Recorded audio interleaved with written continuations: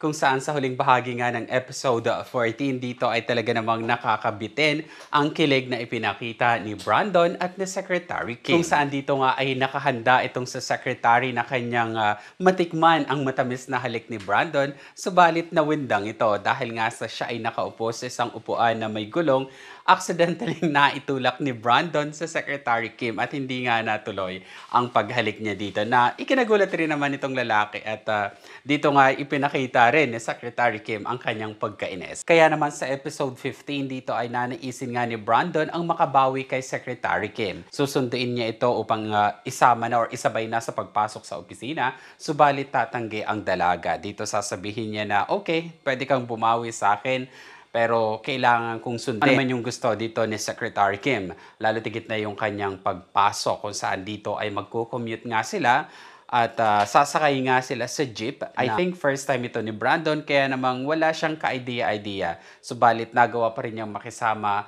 for the sake of love para lang kay Secretary Kim.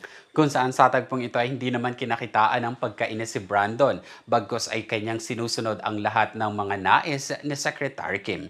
Nang sa gayon ay makabawi nga siya sa nangyayari sa loob ng opisina. Samantala may mga ilang katanungan tayong nababasa sa comment section about dun nga kaya Cyrus nung huli itong may kausap na sinabi niyang hindi umano umaayon sa plano ang lahat ng mga nangyayari. Sinabi ito ni Cyrus nung ninais nga ni BMC or na nakababata niyang kapatid na magpalit na ng speaker para sa Idea X na event ng kanilang company. Kung saan dito ay nabuo nga ang katanungan kung kalaban ba si Cyrus ni BMC.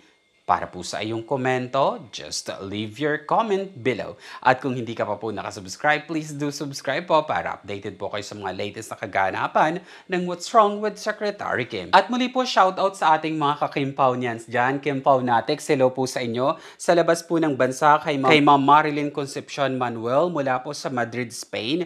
Ma'am Leonela Webster ng UK. Gayon din po kay Ma'am Maria Teresa Ruiz, Maria Sally Lagramada, Sylvia Paraiso, Ning Pelayo Mahusay, Joymi Torres, Jovita Banyaga, Pagyo Roberto, Ma'am Lea Chavers, Lorena Adkins, Novem Vemski, Maria Fe Banaag, Maricho Banzon, Princess Pagyaw Beckber, Evelyn Luzong, Confused Eyeglasses Channel, Mercules Norma, Lizelle Pangan, Rose Kaliwag, Elizabeth Mendoza, LB Baruga, Socorro Tolentino, Mercedita Bulanos, Gloria Catalazan, LJ Minda Bulor, Rochelle Mabazo, Lanis Journal, Eda Impelio, Erlinda Lacheca, Dylin Cares Vlog, Christian Orsowa, Matthew Orpelia, Presard My Dogs Channel, Hermenia Velasco, Inday, Flora Perez, Tita Cruz,